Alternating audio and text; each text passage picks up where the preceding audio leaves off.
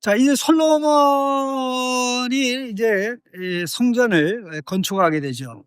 솔로몬이 성전을 건축하게 된 것은 사실 다윗의 꿈이 이루어진 거죠. 다윗은 평생 그걸 성전을 짓기 원했지만 하나님이 허락하지 않았죠. 그 이유는 다윗은 가나안 정복을 완성하는 자이고 이제 평화의 시대가 와야 이제 승리의 상징, 안식의 상징인 성전을 지을 수 있었기 때문입니다. 이것은 이스라엘 백성이 애굽에 있을 때 성막을 짓지 않고 애굽의 세력, 애굽의 신들을 완전히 제압한 다음에 하나님의 승리를 기념하기 위해서 광야 생활을 시작하면서 성막을 지은 것과 똑같은 원리입니다. 자, 그러면 솔로몬이 이제 성전을 짓게 됐는데 그 성전을 지을 때 성전 설계도는 어디서 나온 겁니까?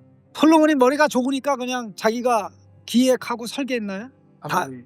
하나님께서 다윗 왕에게 말씀하신 거죠. 성령 하나님께서 다윗에게 설계도를 그려줬다고 그랬습니다. 그게 역대상 28장에 기록이 됩니다. 나중에 좀 참고해 보시기 바라고요. 어쨌든 제일 중요한 것이 솔로몬이 성전을 설계도대로 완성했죠.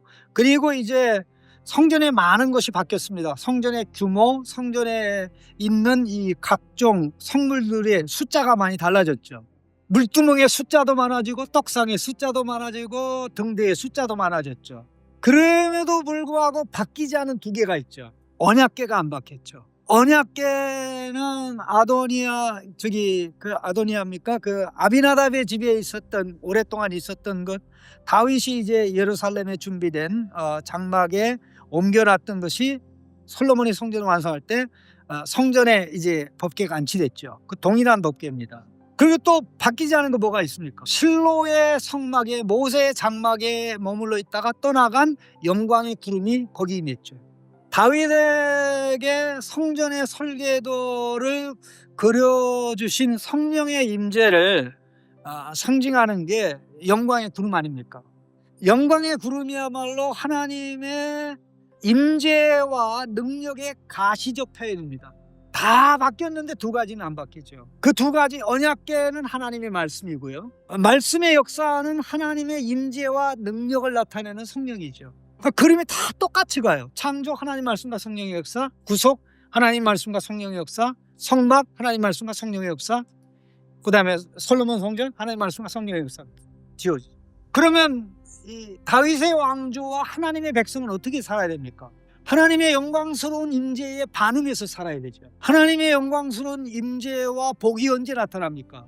그의 말씀에 맞춰서 살아갈 때죠. 그래서 솔로몬이 성전을 봉헌할 때 하나님이 성전 건축으로 네 사명이 끝난 거 아니야? 이제부터 네 사명이 본격적으로 시작돼. 성전 건축으로 본격적으로 시작된 솔로몬 왕, 또 그의 왕이 있는 왕들의 본격적 사명이 뭡니까? 왕조와 하나님의 백성이 하나님의 말씀대로 사는 거죠. 그게 임재의, 영광스러운 임재에 반응하는 겁니다.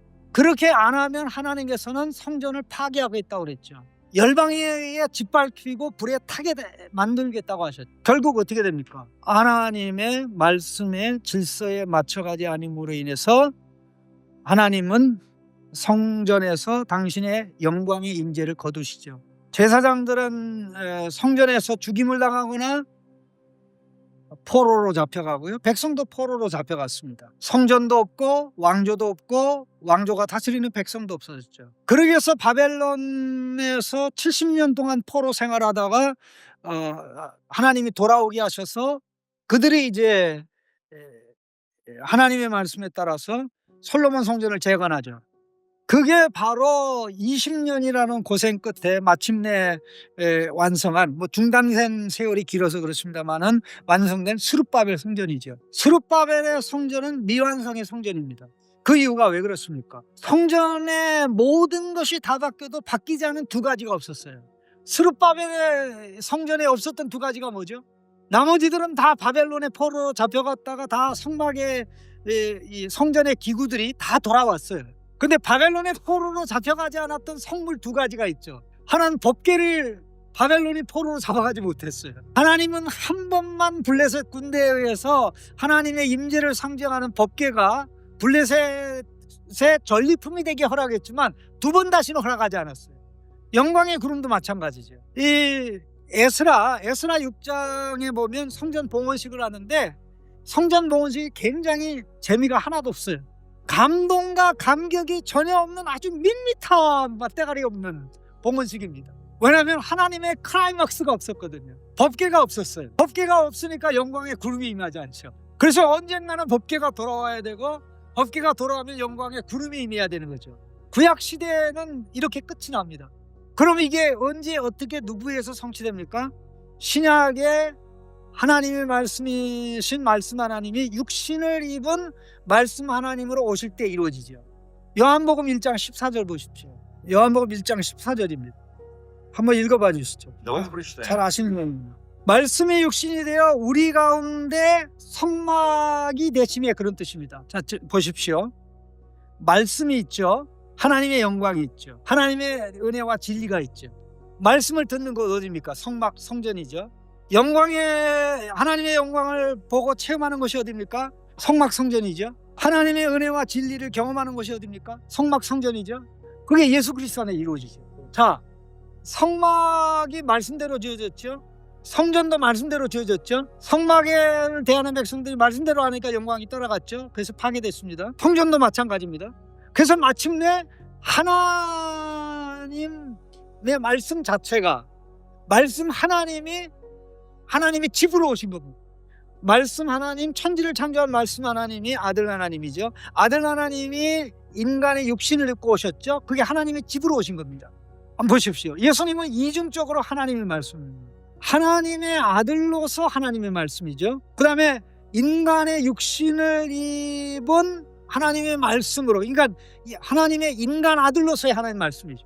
그러면 성막, 성전을 합친 것보다 더 큰 성전이 뭡니까? 예수 성전이죠. 예수 성전이죠. 자, 성막, 성전에 있는 법궤가 더 큽니까? 하나님의 말씀이신 예수님이 더 큽니까? 성막, 성전에 있는 언약궤는 하나님 말씀의 요약판입니다. 그러나 하나님의 말씀이신 예수님은 하나님 말씀의 요약판입니까? 기록된 말씀보다 더 큽니까? 이게 처음부터 놀라지 않습니까? 자, 예수님 안에는 완전한 하나님이 계시고 완전한 인간이 있는 거죠.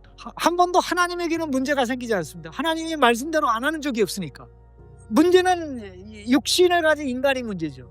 인간이 하나님 말씀대로 안 하니까 인간으로 오셔서 모든 것을 하나님 말씀대로만 하시죠, 예수님이. 그래서 말씀대로만 하시는 하나님과 말씀대로 해야 될 인간이 예수 그리스도 안에서 완전히 하나로 만나죠. 그러면 예수님 자체만을 놓고 생각할 때 성전 예수님이 파괴되어야 될 이유가 있나요, 없나요? 없죠. 왜? 성전을 언제 파괴됩니까? 지속적으로 하나님의 말씀을 어길 때 하나님이 경고해도 돌이키지 않으면 이제 망하는 거죠. 이 질문이 좋은 질문 아닌데 해야 되기 때문에 질문하겠습니다. 예수님은 몇 번이나 죄를 졌습니까? 한 번도 죄진 적이 없어요. 설사 죄를 짓는다고 할지라도 회개하면 길이 있어요. 그러나 예수님 그것도 필요가 없죠. 왜? 죄를 짓지 않으니까. 그러니까 하나님의 성전으로 오신 예수님 파괴될 이유가 없죠. 하나님의 성전으로 오신 예수님, 하나님의 영광의 그룹인 성령님이 떠날 이유가 없죠. 그럼 성전 예수님이 파괴된다면 그 이유는 어디 있는 겁니까? 하나님 백성의 죄 때문이에요. 하나님 백성의 죄 문제를 해결하고 그의 죽으심과 부활을 통해서 하나님의 백성을 성전으로 세우는 거죠. 요한복음의 기록에 따르면 예수님의 사역의 전부는 바로 하나님의 백성을 하나님의 집으로 세우는 겁니다. 우리 이 구절은 너무나 중요하기 때문에 우리 같이 보겠습니다. 요한복음 2장입니다. 6월절에 예수님이 예루살렘에 올라가 가셔서 성전에서 굉장히 폭력적인 행동을 했습니다. 2장 15절부터 내용이 쭉 나오는데요. 그러니까 유대인들이 화가 나가지고 예수님께 대들었어요. 너가 성전에서 이런 가격한 행동들을 하는데 이렇게 행하는 이 근거가 뭐냐? 표적을 보여달라고 요구했습니다. 그때 예수님이 너희가 이 성전을 헐라 내가 3일에 일으키리라 그랬어. 그러니까 유대인이 예수님의 말씀을 잘못 알아듣고 이 성전은 46년 동안에 지었거든. 야 임마 네가 3일 동안에 일으킨다고?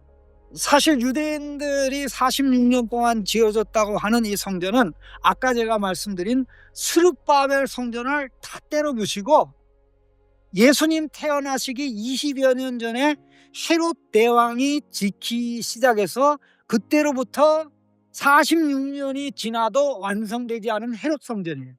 그 성전은 헤롯이 죽을 때도 완성이 되지 않았고 예수님이 죽을 때도 완성이 되지 않았고 예수님이 죽으신 지 거의 한 오랜 기간이 전 AD 70년에 즉 다시 말해서 이 성전을 건축한 지 90년이 돼서 완성이 됐어요. 헤롯 대왕이 유대인들의 환심을 사기 위해서 어마하게 돈을 투자하고 어마하게 모든 자원을 해서 정말 휘황찬란한 성전을 만들었지만 그 성전도 아무런 가치가 없었어요. 스룹바벨 성전과 똑같게 언약궤가 없었고 영광의 구름이 없었습니다. 언약궤와 영광의 구름이 오면 그게 영광스럽게 되는 게 아니라 예수님이 성전으로 오셨기 때문에 그 쓸모없는 거예요. 근데 예수님이 그때 말씀하신 너희가 이 성전을 내가 3일에 일으키라고 했을 때 그 성전은 46년 동안 지어진 눈에 보이는 성전이 아니라 하나님의 성전으로 오신 예수님을 가르치는 거예요. 자, 20절 21절 보시죠. 자, 뭐라 하세요? 21절에 예수는 성전된 자기 육체를 가리켜 말씀하신 것이라. 이 말씀이 실현된 것을 제자들이 언제 깨닫습니까? 22절에 예수님이 죽었다가 살아났을 때 깨닫죠. 성전 예수님이 파괴된 사건이 십자가의 죽음입니다. 그럼 파괴된 성전이 새로 일으킴을 받은 사건입니까? 예수님의 부활로 말미암아 하나님의 백성이 하나님의 성전으로 지어지는 거죠. 자, 제가 말씀했습니다. 아까 시작할 때 교회는 부활하신 예수님의 몸이라고요. 예수님은 육신을 입은 하나님의 말씀입니다. 그러면 교회의 모든 것을 하나님의 말씀대로 되어야 되는 거죠. 그럼 모든 것이 말씀의 설계도대로 진행돼야 되는 거죠. 무조건 교회는 말씀이신 예수님, 말씀이신 예수님에게만 맞춰가면 그게 온전한 하나님의 집으로 지어지는 거죠. 교회의 근본적인 토대가 무엇입니까? 하나님의 말씀이신 영원한 말씀이고 육신을 입은 말씀이신 예수 그리스도죠. 자, 우리 에베소서 2장 20절에서 22절 보겠습니다. 에베소 22장 20절에서 22절입니다. 자, 이게 뭐라고 그랬습니까? 사도들과 선지자들의 터 위에 세우심을 입은 자라 그리스도께서 친히 모퉁이 뚫이 되셨느니라. 지금 이 사도 예수 그리스도를 모퉁이 뚫어요 사도들과 선지자들의 터 위에 세워지는 교회는 하나님의 성전인데 지금 하나님의 집으로 지어지고 있죠. 바울은 고린도전서 3장에서 이 하나님의 성전의 기초가 예수 그리스도라고 얘기하죠. 당연하지 않습니까? 예수님이 하나님의 말씀이니까 예수님의 몸된 교회는 하나님 말씀대로 자라야 되고 세워져야 되는 거죠. 이걸 한마디로 요약하는 구절이 성경 구절 하나 있습니다. 디모데전서 3장 15절 16절입니다. 우리 3장 15절 16절 요한복음 3장 15절 16절만 중요한 게 아니라 이 말씀도 엄청나게 중요합니다. 자, 15절 16절 보십시다. 자, 이 집은 살아계신 하나님의 교회요 진리의 기둥과 터니라. 하나님의 집인 성전인 교회의 파운데이션 기초가 뭐라고요? 하나님 말씀 진리라는 거죠. 그 기둥 위에 그 기초 위에 세워지는 기둥이 뭐예요? 역시 진리죠. 진리 예수님의 토대 위에 진리의 기둥을 세우는 거죠. 성경대로 세워지는 교회는 무슨 기둥을 세워야 됩니까? 진리의 기둥을 세우죠. 그 진리는 진리에 대한 반응이죠. 누가 진리입니까? 예수님 하나님 말씀이 진리죠. 예수님 아버지의 말씀은 진리입니다. 예수님 내가 진리요? 내가 길이요 진리요 생명이다 그랬죠. 진리라 할지니 진리가 너희를 자유케 하리라 그랬죠 예수님이. 그리고는 아들이 자유케 하면 자유하리라 그랬죠. 요한복음 8장의 내용을 말씀드리는 겁니다. 그러니 이 육신을 입은 진리 예수님, 육신을 입은 진리 예수님이라는 것은 육신을 입은 하나님의 말씀의 다른 표현이기도 합니다. 그러니까 예수님은 아들 하나님으로서도 하나님의 말씀, 예수님은 하나님의 아들로서도 하나님의 말씀. 그러니까 교회가 세워지고 교회가 세워진다 그랬을 때 진리 예수님 하나님 말씀에 대한 반응이 되지 않으면 교회는 세워질 수 없는 거죠. 여기서 가장 중요하게 등장하는 것이 한마디로 요약하면 교회를 세우는데 설계도가 있다는 거죠. 이미 말씀하는데 그게 하나님 말씀이죠. 설계도는 하나님 말씀이죠. 성경 66권이죠. 그 66권의 중심에 하나님의 말씀이신 예수님이 있죠. 구약은 예수님을 가르치고 예수님을 다양한 방법으로 가르치고, 신약은 그 말씀 예수님이 오셔서 모든 것을 다 이루신 것을 말씀하죠. 근데 이 교회의 설계도인 하나님의 말씀을 우리가 구체적으로 보고 깨달을 수 있도록 모델하우스 역할을 하는 게 뭡니까? 말씀대로 보시고 말씀대로 사시고 말씀을 다 이루신 예수 그리스도죠. 설계도가 성경이라면 그 설계도를 그대로 보여준 모델하우스가, 하나님의 집의 모델하우스가 누굽니까? 예수 그리스도죠. 자, 이와 관련해서 성경의 목적하고 교회의 목적이 동일하다는 사실을 주목하는 게 굉장히 중요합니다. 성경은 하나님 백성의 설계도인데, 성전 하나님 백성의 설계도인데, 우리 디모데 후서 3장을 보겠습니다. 3장 16절 17절입니다. 너무나 잘 아시는 내용입니다. 자, 모든 성경 하나님의 감동하는 것을 교훈과 책망과 바르게 함과 의로 교육하기에 유익하니 하나님의 사람을 온전하게 하여 모든 선한 일을 행한 능력을 갖추게 한다.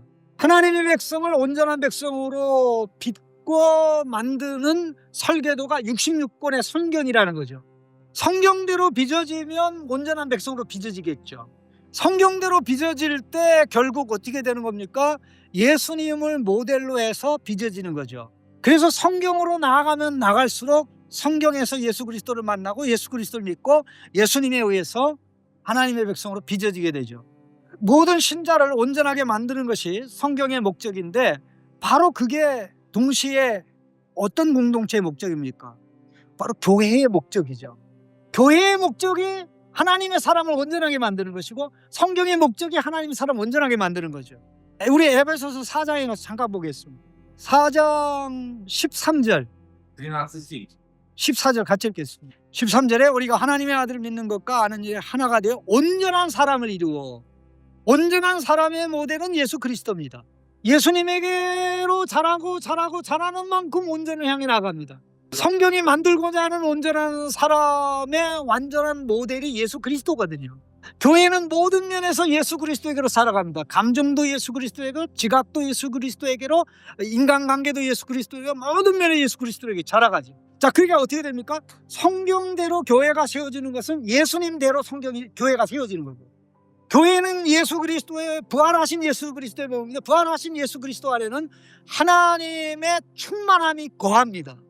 교회에는 하나님의 충만함이 없는데 예수님에게만 하나님의 충만함이 있는 게 말이 됩니까? 안 됩니까? 말이 안 되죠. 부활하신 예수님의 몸이 교회인데, 몸된 예수님의 몸된 교회가 예수님 안에 있는 하나님의 모든 충만함으로 가득 차는 게 당연한 것이죠.